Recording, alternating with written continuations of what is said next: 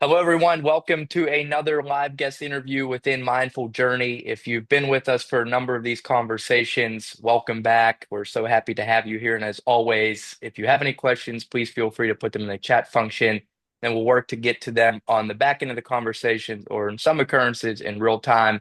And if this is your first time with us, we're so delighted to have you as well. I'm particularly excited about our guest today because unlike a lot of previous guests I've had, I don't have a personal relationship with, but with Mr. Tim Broms, I do have a personal relationship with and a friendship at that. We've known each other for just about over a year now, but have developed a quick friendship, as I think you'll find from his warmth today. He has a genuine care and an attentiveness in conversation that is easily and instantaneously felt. To give a little bit of context on his background, many of you likely had seen his bio in advance, so not going to go through all the specifics, but he currently is operating as the executive director of Community Associations Institute of Minnesota, CAI for short.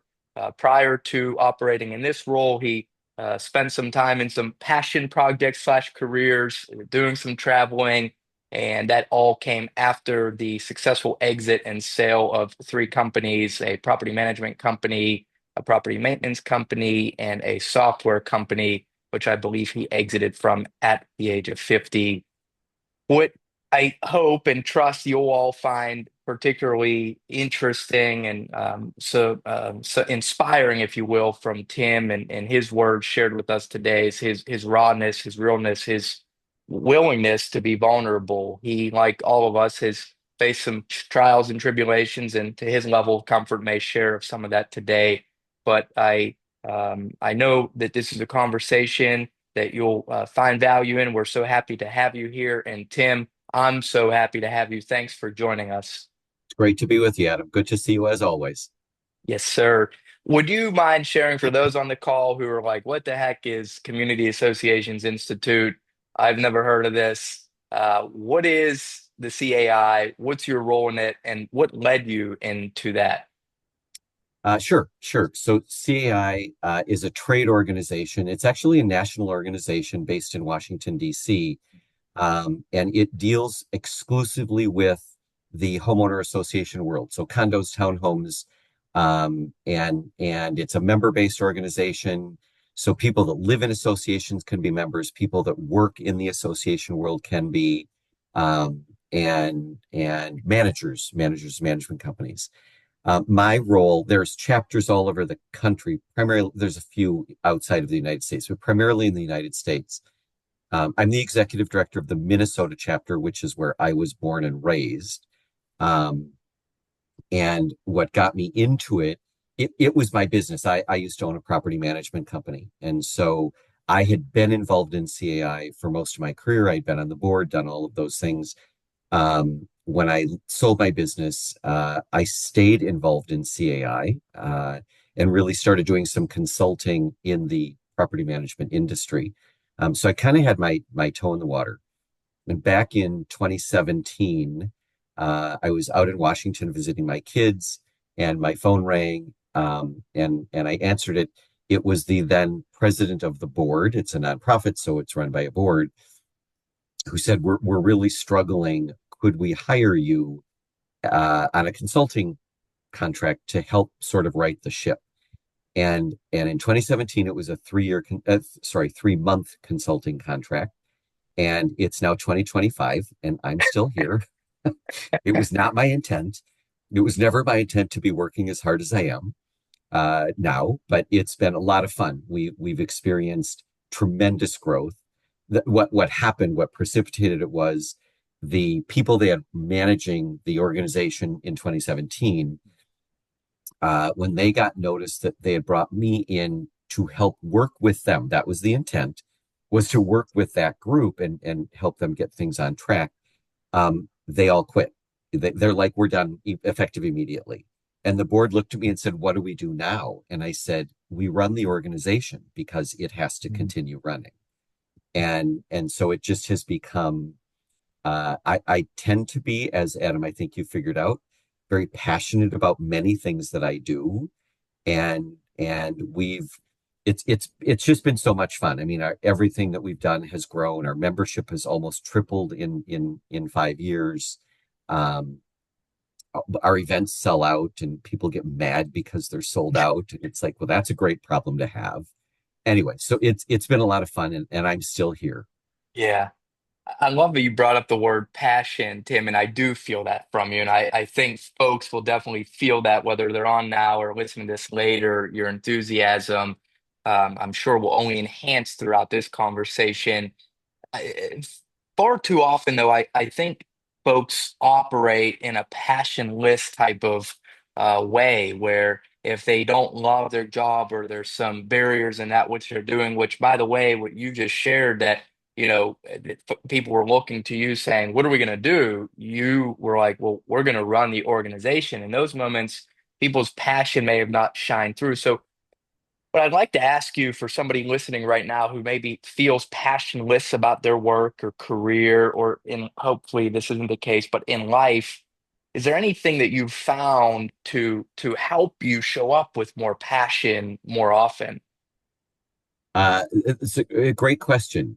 First of all, I am a very transparent human being. I think you've learned this about me too. Yeah. I wear my emotions on my shoulder. Nobody ever has to wonder how I'm feeling at any given time because I'm out there. You and I have talked about vulnerability, and people aren't generally vulnerable, and they don't want to show that to people. Um, my wife was exactly the opposite of me. She didn't make friends at work. She had a lifelong career. She never made friends at work. Every job I've ever had, I still am friends with those people that I maybe haven't worked with now for 20 or 30 years. So, so for me, it's about building relationships. And I think that's what brings me joy. It certainly gives me passion, makes me passionate about doing what I'm doing. Yeah. Um, I tend to pivot pretty easily. I take things personally, which is problematic sometimes. But that's how I build relationships and build trust within people, and that works for me. Mm. Yeah, you're definitely a master relationship builder, and there's great value in that very thing. A lot of folks, as you know a little bit about Mindful Journey now, one of the things that we're striving to do in these conversations is offer people some sort of hope if they're in a hopeless state, bring about vulnerability so people can know that, we're not alone in that which we may be going through. And one of the recurring messages that has been shared is the importance of community. People have gone through hard times, have been reliant on relationships. And I think now in this social media centric world, it can be harder to develop authentic relationships because everything seems so surface level. In your experiences, what have you done to ensure your relationships aren't surface level, Tim, to ensure that when or if tough times do occur, you have somebody to call who actually is going to hear you and be with you and in some occurrences care for you? Sure. Again, I think it goes back to relationship building. I think, first of all, and I'm a different generation than you are. Um, and I mean, I have an online presence. I don't spend a lot of time there. I don't find meaning in that at all. Mm, Um, I want to be face to face. I want to be having coffee with somebody, even though I don't drink coffee. I want to do those things to create situations where you can be real with each other. I have you know some of my experiences, and my life has not been a bed of roses all of my life. I have had challenges. Um, it wasn't until recently, it wasn't until when my wife got sick, I actually started seeing a therapist. And unfortunately, I think that has a very negative connotation, and it shouldn't. Um, you shouldn't be ashamed of it. You shouldn't be shy away from it. And I talk about seeing my therapist with other people. I believe that there are people seeing therapists that would never think of divulging that information. Yes. And again, just like my emotions on my shoulder, I talk about the fact that I see my therapist. She's been great for me. Um, and you can probably understand this. We'll get together and she'll barely ask a question and I'm off and running. And 50 minutes later, she's like, yeah, our time's kind of up today. And that just has been helpful to have somebody totally non-judgmental listening, right? Yes. Um, and I have a lot of very non-judgmental friends because those are the relationships that I've built. So I can also talk to them. Hmm. One of the things that I've done, and this was due to my therapist, I had, it's hard, I don't know if it's even past tense. So maybe I have a very close friend who I realized, because my therapist made me realize that he was really he's such a negative person, and so I was always trying to help him because that's part of my personality. Hmm. Um, and she made me realize that he doesn't want to be helped. That's Mm. his problem. It's not your problem, but it's making you crazy. And I started laughing. I said, "Are you allowed to say that word to a client?" I mean, we she and I have that relationship. She started Sure. laughing, but she was right. And I have sort of extricated myself from that relationship. It was painful for me Hmm. because he was a sounding board at times, but Hmm. but I couldn't help him, even though I wanted to, because that's who I am as a person. Mm. And I'm healthier because I did that. Yes, yes. Wow, Tim, that's powerful, powerful stuff. And to try to synthesize for listeners and break it down for myself, one what I'm hearing from you in that I really love is that we have to be intentional in building relationships, and it's so important to do so. But we also have to be courageous enough to walk away from relationships that may no longer be serving us. And I think that can be a tough thing for people to do sometimes because I think so many humans are people pleasers, right? We don't want people to judge us, to speak unkindly to us. I know you spoke to your therapist about that, but I'm trying to wrap this up for somebody who might be listening today who needs to walk away from a job, a career, hopefully this isn't the case, but a spouse, a friend, whatever that may be, that is perhaps bringing some toxicity into their life. Uh, Beyond a therapist, was there anything that you can recall doing that kind of gave you the courage to say, you know what, I'm going to put me first in spite of how this individual may feel about it? Here's what I would say. Uh, without divulging my age, which isn't important, my therapist I've been with now for 6, 7 years, whatever it was, because it sort of started when my wife got sick. I was experiencing a lot of anxiety, didn't know what to do. But years ago, when I was much younger, I lost a job, and I thought, this is it. I'm done. I don't know what I'm going to do. Hmm. And what I realized was, and I'm not going to use the age old sayings, when one door closes, another, but all of those are, whatever. They're out The there. I don't, cliches, the right. cliches. Um, but but what I've learned is it is true that there is always something after a tragedy, Mm, that you can come through. And I don't think people realize that. I think it's hard when you're in that moment. It's yes. like, I don't know what I'm going to do. And between talking to people, realizing that I needed to find a new job, if that was the case, whatever it was, um, you need to do something to move on. I'll tell you something. I don't know that you and I've ever talked about this ever in the year that we've known each other. Um, I was at a pretty dark point in my life back in my 50s. That's weird to say. Um, and and I I went on a life-changing trip to Africa. Did we ever talk about this? Mm-mm. It was a mission, and I went with a group. There were 13 of us. It was an organized mission. There were 13 of us. I did not know any of the other people that I was going with, and my wife didn't come. She had no interest in Africa at all. Um, but we were going to help build. It was an Oprah Winfrey thing, actually. Mm-mm. It was an organization out of Canada called Free the Children, where you go into they go into third world countries and you help build schoolhouses. Mm.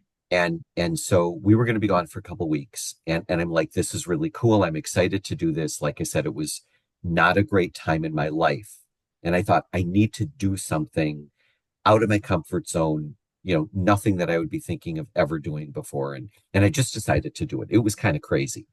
I mean, even friends that I was telling I'm doing this, they're like, wait a minute, who are you right now? Um, and I will tell you that it changed my life. And for all sorts of reasons, and we don't have time in an hour long podcast, but when I saw all of us, we were on a bus sort of thing. It's called a lorry, and these school children that were literally in rags and no shoes, they were running after the school bus because they were so excited to see us. And we got to their school, and they were mud huts with thatched roofs, and if it rained their room flooded. And and we were building with actual blocks, and I mean, we were building them school rooms that they could use that wouldn't flood, among other things. One of the things that I worked on was, it was in the middle of the jungle, was a water collection system, so that when it rained they could collect water, because otherwise they were going down to the river to take out muddy water. So we were part of my job was to help build this water collection system. These kids were amazing and had not a care in the world. I mean, they have nothing, right? And a bell would ring. We were there all day working for several days. A bell would ring, and we learned that meant it was recess. And Mhm. kids would just pour out of these buildings, for lack of a better word, to play soccer. And their soccer ball was a plastic bag filled with dirt. Okay. And they would sort of kick this around, and every so often it would break, and they'd have to rebuild it again. And there was no arguing. I think about kids in our country, there was no arguing at all. I don't know how they separated into teams. They just started playing, right? And they would play for a while, and they got us to play because that we were on break. And then a bell would ring, and they'd run back to class. There were no stragglers. That was their life. Mhm. And Mhm. and when I tell you, they had nothing. We got to tour their village. They raised goats, and that's where their milk came from. And they would barter. They would trade back and forth with us. And it was mind blowing to me that there are people that live this way. And I'm thinking, Tim, you are so much better off. Mm. And it was hard because we just wanted to give them everything, and we couldn't. There were certain, we'd like, here, take our clothes, right? We don't need them. Um, it was an amazing experience. It was literally life changing when you realize no matter who you are, there are people worse off than you. That Yes. was my, that, sorry for the long story. That's my Oh. takeaway. There are people worse off than you, no matter how bad you think you are. Mm. That's a powerful story, certainly. So many things I want to unpack in it. Like you said, the hour podcast won't allow us. We'll have to do session two to come.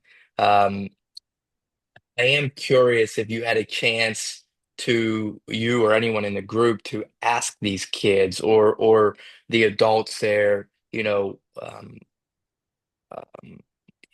how are you having so much joy, right? Like I know that would be maybe a little intrusive to be that bold, almost to be presumptuous that your life is better than their life. But was there anything you were able to uncover from them that what was contributing to the joy, either from a question asked or just observation? Was it Sure. just the playfulness? So we actually we worked hard, but there were also times where, we had downtime. And so we spent time in the village with the mamas and the papas, that's what they're called, in their homes. They gave us tea. And I mean, um, and here's the thing, they don't know any different. This Hmm. is their life. They, there was no internet. There was no television. There were no cell phones. Hmm. This was how they lived. They would maybe travel between different regions, but nobody was any better off than they were. Hmm. Um, they knew about Westerners because others had traveled there, and we did get to leave many of our things. We couldn't personally give them to them. There was an organization that took care of that, so everybody was treated equally. So I literally left my suitcase there because I didn't need it. But what was funny was, so you'd see kids wearing like a Mets baseball hat or something, and it was funny. So Yeah. they understood Western civilization, but they don't know different, right? Um, there was some electricity, not very much, but that was just their life. And so Hmm. they didn't know to be sad about things that they Hmm. didn't have. Look Hmm. at how we live. We're always comparing with one another. Look what they have. Yes, Why can't I have that? that's right. Right? They don't have that.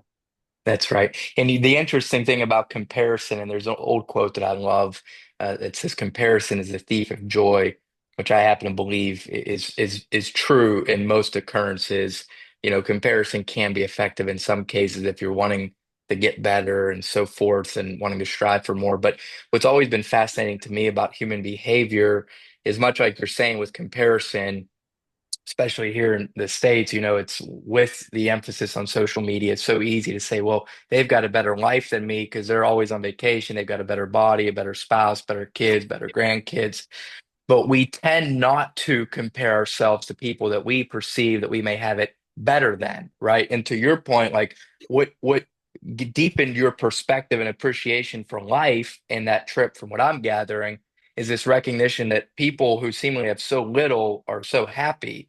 And yet, as people, as humans, we won't look to somebody who maybe has it perceivably worse and compare ourselves to them. We're always comparing in a way that brings toxicity, I think. And what I'm trying to unpack for our listeners and maybe confusing folks now is, when you can take an experience like you did, it deepens your perspective and appreciation for where it is that you are now. I'd be curious, what nudged you to take that trip, Tim? Was there something? I know you said it was a tough spot in your life, but was there something that was like, I have to take this trip? And were you anticipating for it to be life changing? So I knew somebody that had gone on one of these. It was through a Minneapolis organization, and I knew a couple people that had gone on the first iteration of this type of mission. And I was at an event where they talked about it. They showed a video, and I literally turned to my wife and I said, "I want to do that." So that was what got me to do it. Do you know, was there something like, what I'm trying to pull out of this, if there's something there, is like, what was the nudge? Sometimes, because I think we're presented with opportunities to make radical change in our life or do something that is far outside of our comfort zone, but when it arises, we suppress it. Was there something that, when you told your wife, I want to do this, like, what was the why behind it? So I think part of it was helping kids. I have always been that kind of person. I mean, I'm the kind of person who wants to help anybody, but especially kids less fortunate. I was a fortunate child, in some ways, not in many others, but um, and so I saw an opportunity to be able to help somebody else. Um, I think a lot of times people look at donating, um, to, oh, I can't afford to donate. And Hmm. it's not just money that the world needs. It's people that need help from other people, and donating time. So, and I had time because I was unemployed. Um, And so I thought this is great for me, something that I can do. And I didn't know that it was. I had no idea that it was going to have the impact on me that it did, Hmm. but it certainly did. I think I think I don't want to wrap this up, but I think one of the other it's important to surround yourself with positive people. I think there's a lot of people out there that are kind of negative Nellies. That's probably not politically correct anymore to say, but um, sorry.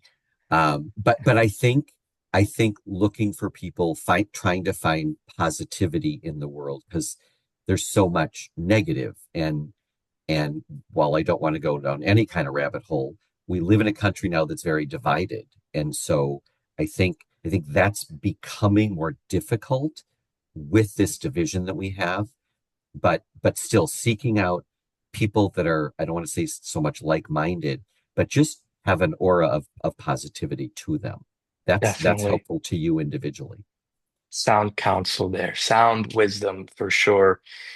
Well, we went deep right off the bat, Tim. I didn't know my goodness, I love it. I don't mind it. That's your fault, man. I know, usually we warm up to some of the deepness and, well, we just dove right in, my friend.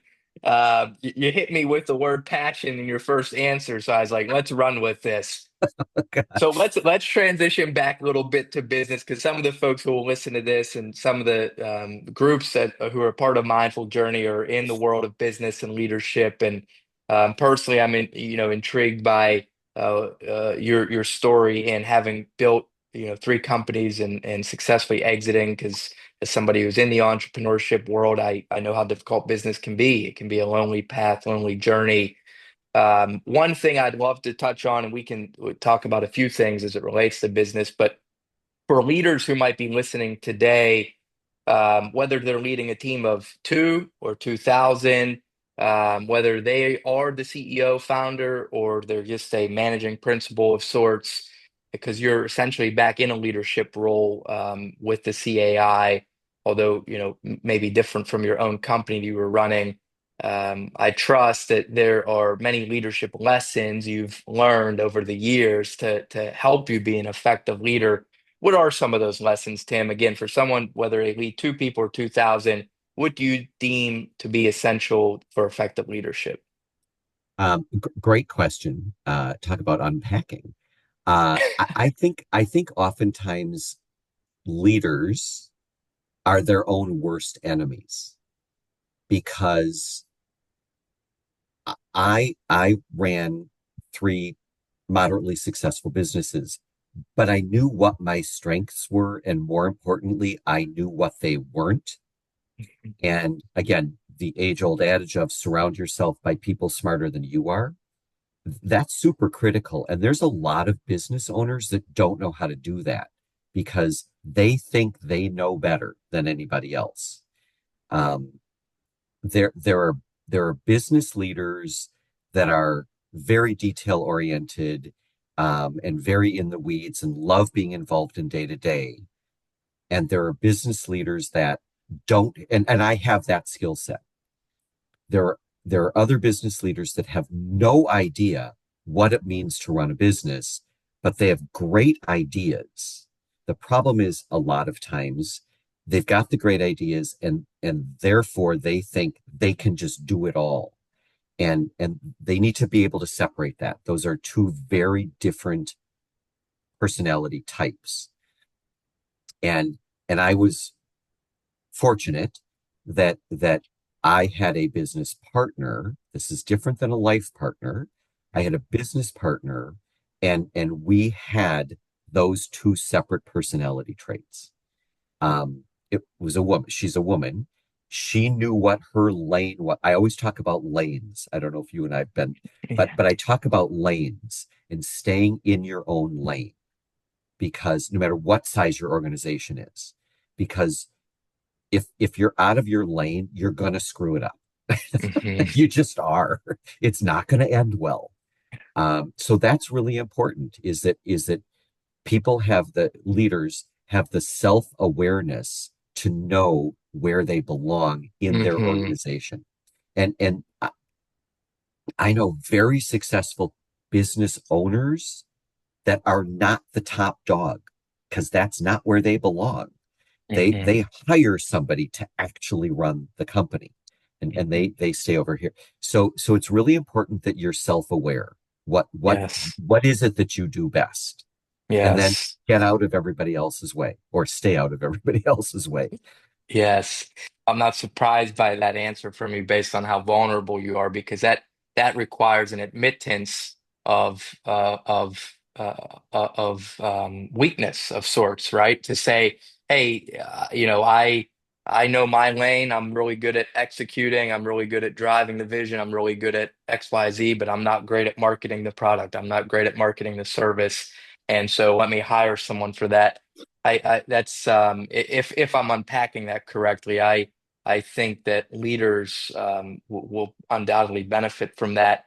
What what do you think about leaders, Tim, the importance of them, their role in driving culture? Like how is a leader able to create a culture where people want to come to work beyond their ability? And I know that kind of goes into running the business of sorts, but particularly as it relates to culture, because you've seen so many organizations, I'm sure, throughout your career where there's toxicity internally, people quit, it's a revolving door. I think personally that comes back to culture. What can leaders do to drive a positive workplace culture?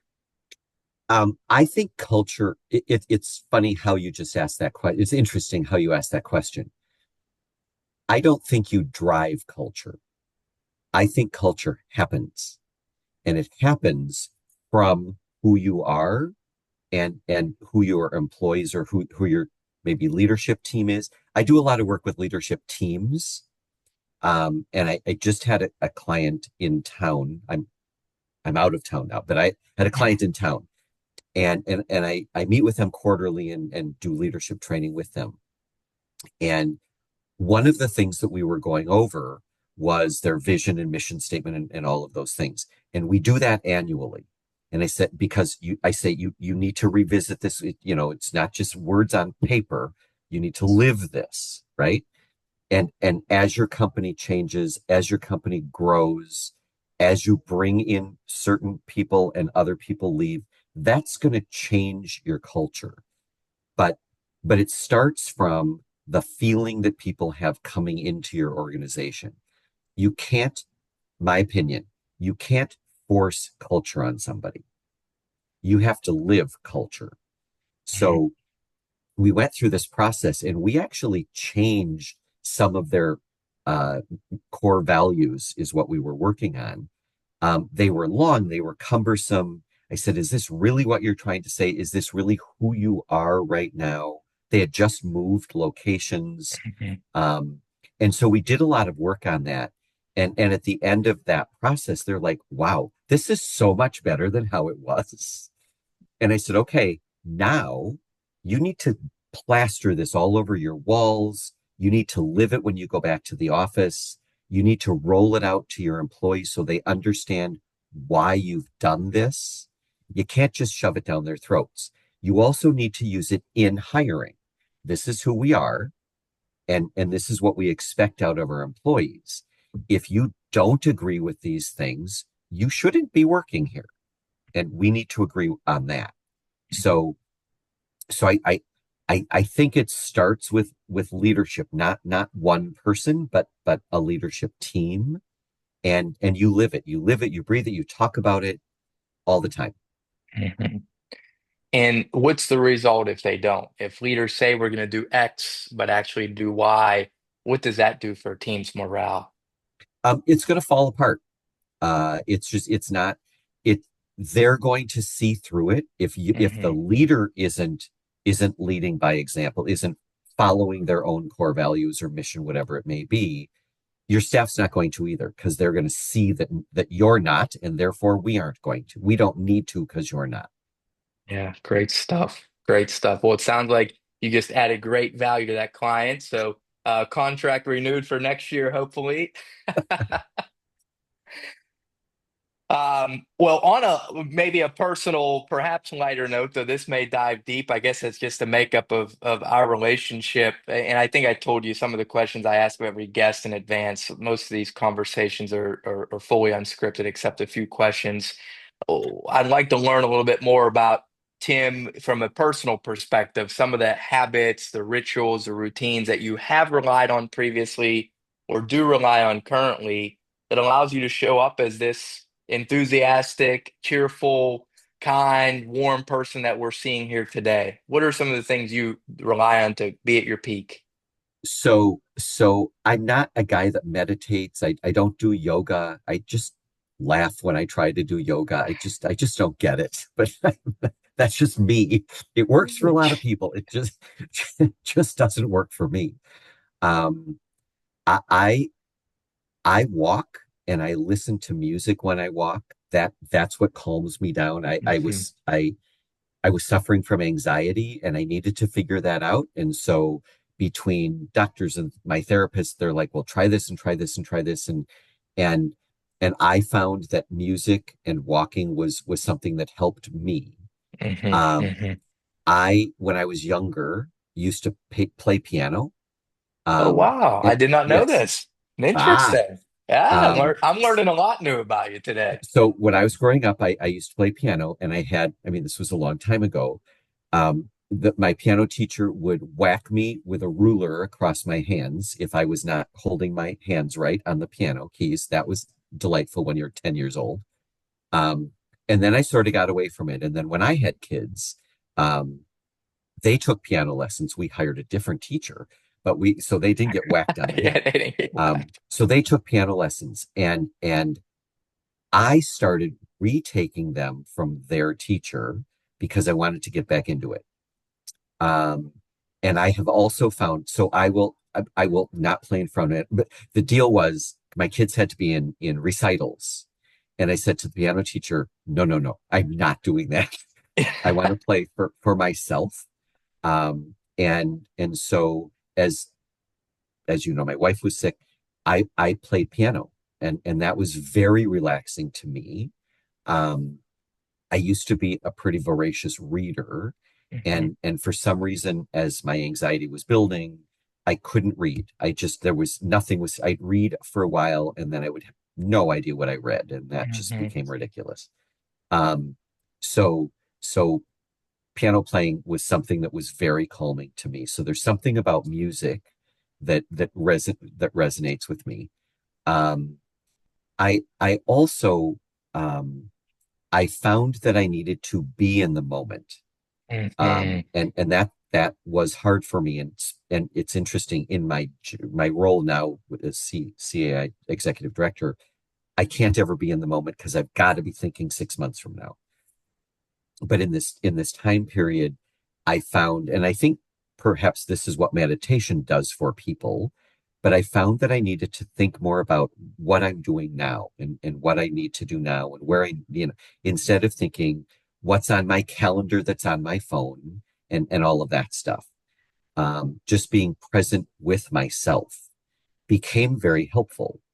And knowing what I needed to do, but just being where I was at that time. That was mhm. also helpful for me too. That's awesome. I'm so glad you touched on the meditation piece. Um, Obviously, mindfulness. We are in mindful journey today, so meditation is a mechanism we can use to be mindful. And I always say to people, like, mindfulness is really just a shifting of your attention to the now on purpose. Nothing more, nothing sophisticated. It's just bringing yourself back to the moment time and time again. And I, like everyone, have anxious thoughts and can get futuristic thinking and, dwell in the past. And it's just, there's power in detaching from like just seeing the thought come and go, and particularly with anxiety. I read something before, it was like one of those memes on social media or whatever. It says, I get anxious about my anxious thoughts. So it's like we start attaching to all these thoughts. Oh my gosh, why am I feeling this way? So I think self-talk is critical, and it seems like the music and the walking combined helped you bring yourself back to now. Was there anything from a self-talk perspective that you maybe relied on, Tim, that um, allowed you to to bring you back to that presence? Because I think sometimes that the narrative we create is what takes us out of now. Do you remember any phrases or anything that you used that maybe kept you more centered?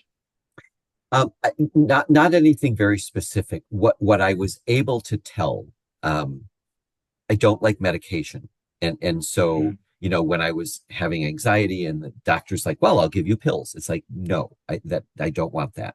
Mhm. Um, and so for me, it was very purposeful when I felt I can feel if I'm becoming anxious. Um, I and again, I don't want to go down a different rabbit hole, but I stopped watching the news. There were Facebook is I started saying Facebook is evil. I don't necessarily mean that, but there were things that I took out of my life that Love made me that. feel better, and and and replaced those things with people that I wanted in my life that made me feel better, Yep. that Yep. I could rely on, I could trust, that sort of thing. So that's what I did. It was when I felt whatever I was feeling. It's like, okay, I need to make a shift, and Hmm. and that those were some of the ways that I did that.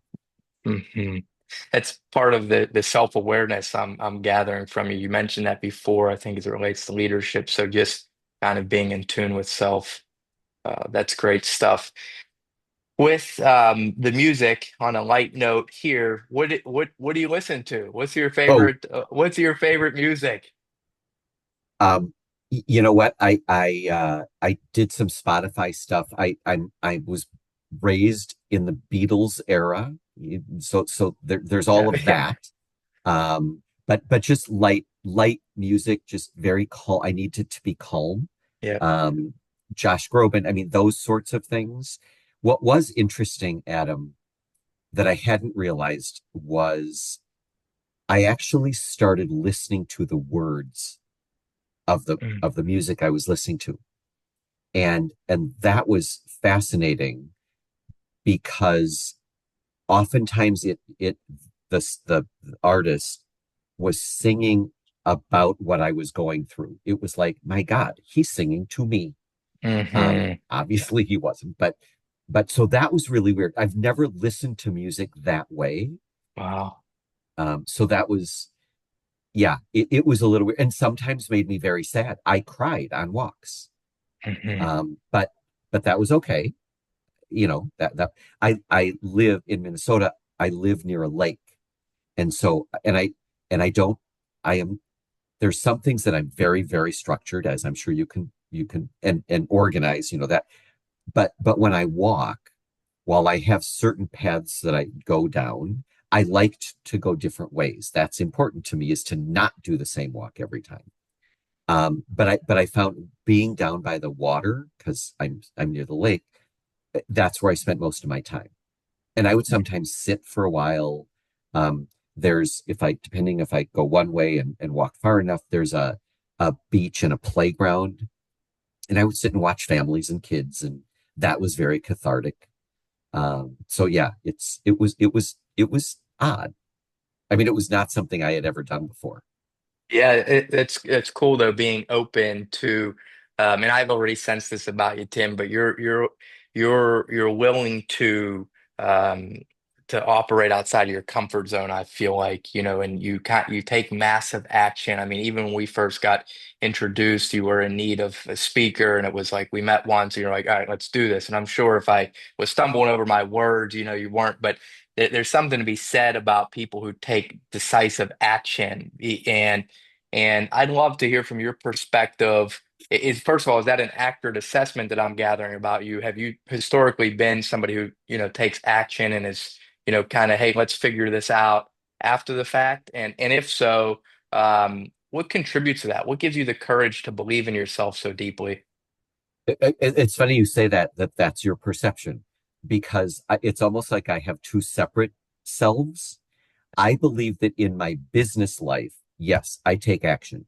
It's like there, if somebody presents something to me, yep, let's do this and be done. I don't want to Mhm. dwell on things forever. And yet in my personal life, I could labor over buying a pair of pants for 2 weeks. Wow. Oh my gosh. I I guess I haven't seen you too much in the personal side of things, Right, just the right. business side. No, but it's like, should I really buy? Do I really need them? And I just like, and now I have a friend in my life, and she's like, buy the pants. And are you complying? Are you Um, buying the pants? well, yeah, that's yes, usually, Okay, usually. I love it. I yeah, love it. yeah. But certainly in Uh, my business life, I'm very specific. that's great. No, I think we can all benefit from that. I strive to be that way. I fall short, but I've learned, somebody shared with me something a while back that the quote hit me and it forever resonated with me. Recently moved, so I'm not operating the same space, but in my old home office, I had it hanging on my wall. It just said, take massive imperfect action. And then the other one was, you don't have to make the right decision, just make a decision and make it right. And that always has continued to drive me because I want to be somebody who acts. And I think when we as people take action more often, even if we fall short, there's stuff to be learned from, stuff that we can learn from it that can help us go forward. But let's get off of that. Back to you. Oh, Go. Oh, go ahead. let me add Yeah, one thing to what sure. you just said. In the leadership training that I do, I always tell people, make a decision. Yes, If it's the wrong decision, you'll figure that out in a few months and you'll pivot, but you will have made a decision and done something. I always talk, I talk, it's in context, but I often talk about that. I love that. No, great, great advice. Well, I want to be mindful of our time remaining. I promised you an hour. So I do have two more questions that I'd like to ask you. And one is, as you know, I'd shared with you in advance, is intended to get a little more deep. It's to your level of comfort, of course, just to give listeners who might be with us for the very first time, the intention of the forthcoming question is to number one, offer some hope and coping mechanisms for people who might be listening in who may be going through something, and not everyone is dealing with something in this moment. But secondarily, I'm trying to normalize and just humanize this shared experience of life that we're all on. I brought up social media before. I know that obviously you and I are different generations. People who listen to this will be varying generations, but in my opinion, we all suffer to some extent from that comparison type of mentality, even if it's not social media. But we can get in our headspace where we think that, wow, Tim, he's got the perfect life. He sold three companies. He's got, grown children, great, grandchildren, and, he's lives in Minnesota. He's got a place elsewhere. Like he's got it all together. And as we all know, we all face stuff. So that's the intention of the forthcoming question, is to let people listening in realize that we've all had things or maybe going through things. And then here's what you did to get through it. So, question without further ado, to your level of comfort, is what's the most challenging thing, Tim, that you've gone through in your life, and what do you recall having done to get through it? So there have been, there wasn't just one. I've had multiple challenges in my life. I think the one that I'll share, which is the most current, was the loss of my wife. Um, we were married for 38 years. We had known each other for over 40 years.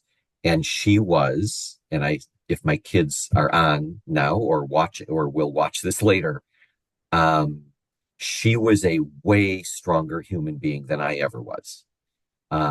She was sort of the rock of the family. She was the Energizer Bunny. I don't know when she slept, because I was in bed before her and asleep. And then when I got up in the morning, she was out of bed already. Anyway, um, she worked full time. She had a career. Um, Even while we had kids, she took 3 months. She took 3 months off for our first kid, and then for a second one, she only took like 9 weeks. And she's like, "I need to get back to work." um, but she was the strong one. She was never sick. through two pregnancies. You wouldn't have known that she was pregnant until she actually started showing. She was never sick through two pregnancies. She was just never sick. And in 2017, she wasn't feeling well, but she didn't ever complain about anything. She was always the first one to help other people and never let anybody help her, but she didn't generally need it. And she didn't feel good. And without going down a different rabbit hole, I blame her doctors. She was not diagnosed for about 6 months as to what was wrong. They just kept blowing her off. And I thought, something's wrong with her because she's complaining that she doesn't feel good. So read your patient. Anyway, she was diagnosed in fall of 2017, fall of 2019, sorry, fall of 2019 with ovarian cancer, very late stage. So that's a death sentence, basically. She ended up living for about 3 years. She died in March of 22. So that was a horribly difficult time. Um, I went from her running everything to me taking care of her as a caregiver, which is nobody wants to be in that position, but you're thrown into it. And watching, I literally watched her die. Um, so 2022, she dies in March, mid-March of 22. So it was a great year. She died in March of 2022, March 15th. May 15th of 2022, so 2 months later, I was diagnosed with prostate cancer. It was like my kids don't live in, I was living in Minneapolis. My kids don't live in Minneapolis, and they were just bouncing back and forth through my wife, through their mom's sickness and so on. And I call them with this news, and they're like, I can't say on camera what they said, but they're like, what are you? Anyway, fast forward because the story had, well, the story for my wife was a sad ending. I am 100% healthy. I had a prostatectomy in July. My kids came in to help. And I am perfectly 100% cancer free. It's weird though, when I am filling out forms, I am a cancer survivor. I mean, I have to write that down now. That's just super weird. Um, but anyway, that was obviously a very, very dark time. And literally, I got through it because of family and friends. I have the best. Both direct.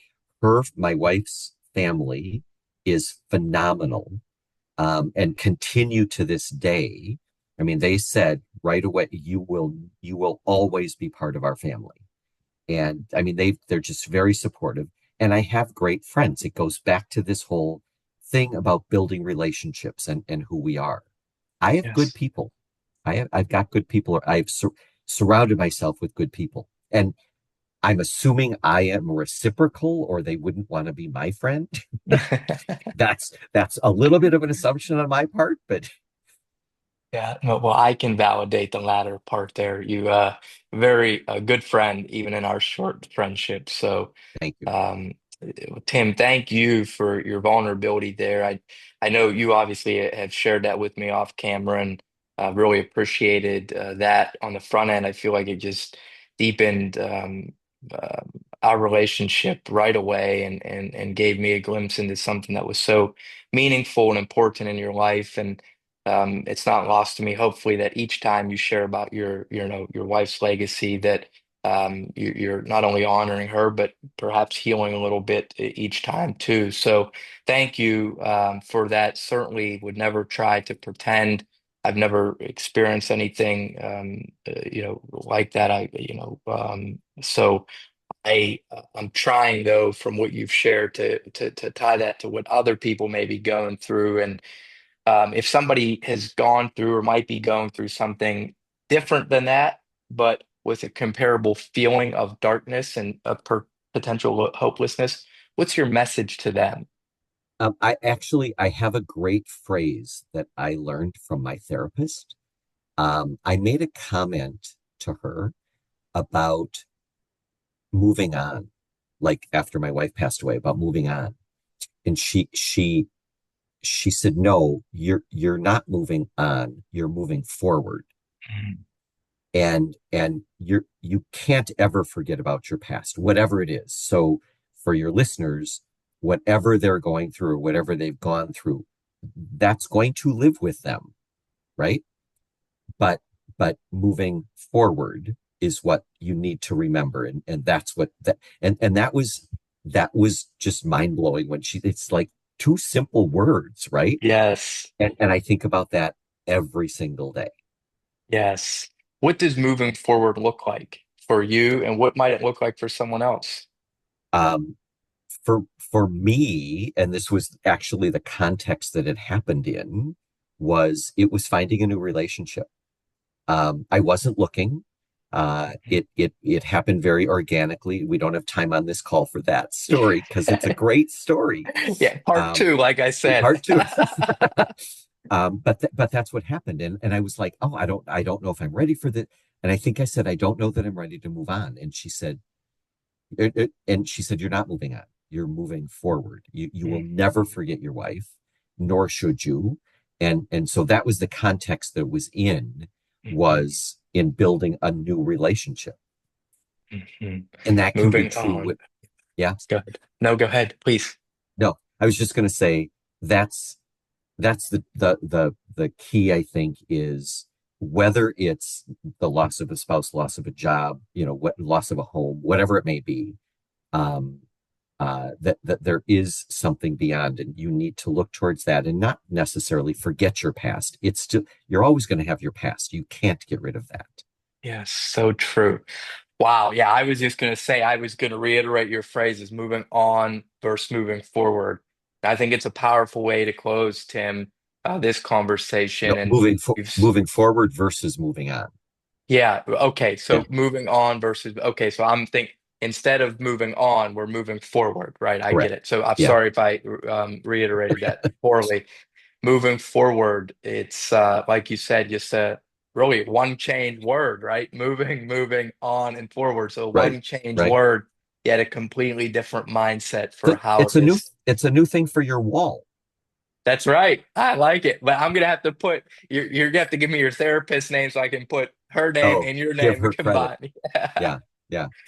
Any lasting wisdom for us? Anything, any fun facts, anything else you want to share, especially if your kids end up listening into this? I Eh, have so many. So I'm a storyteller, and and yeah. and you know, people either love that about me or they hate that about me. But I think as important as that is to me, I also feel like I'm a good listener. People tell me I'm a good listener, and I think that's important for people.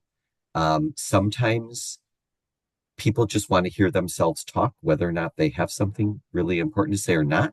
So I think being a good listener and finding those people as well, because for me, I needed people to listen to me when I was going through whatever I was going through. So finding good listeners, but then also being one yourself. That would be my last nugget that I would tell your crowd. I love it. I love it, Tim. Full of wisdom. I learned so much new things, so many new things from you today and about you. I did not know about the Africa trip. That was particularly Oh, compelling. So deeply grateful for you. Thank you for your time today. I will, as I mentioned, I'll follow up with you offline, send you a recording of this and such. Not seeing any questions pop through. If anyone's still on with us, if you have any questions, please feel free to put them in. Otherwise, we'll wait about 5 or 10 seconds and we'll close here. But again, Tim, so grateful. Thank you, thank you, thank you. You were wonderful as expected. Though admittedly, I'm a little disappointed that we didn't get one of the fully animated stories. right, right. Well, I'm, it's only an hour long podcast, Adam, I'm because teasing. I've I'm got them. teasing. I've got them. I've even got a list. No, I look forward to seeing you in a month or so. Yes, Yeah, yes, yeah. February. I forget the date now, 21st, yeah, but I've got it something. on the calendar and look forward to it as well. All right, my friend. Have a great day, and everyone who's with us who sees this later. Thanks for watching. And Tim, oh, sorry, one last thing. Is there a way if people want to reach out to you? Can I share your email address, or what's the best if they're like, "Wow, I really love that guy. I want to connect with him." What's the Sure. best way to reach you? Feel free to share my email. That's fine. Okay, I'll put that in with the bio when this is linked to the Mindful Journey. So thank you, my friend. Take care, everyone. Thanks, See you Adam. again. Bye bye.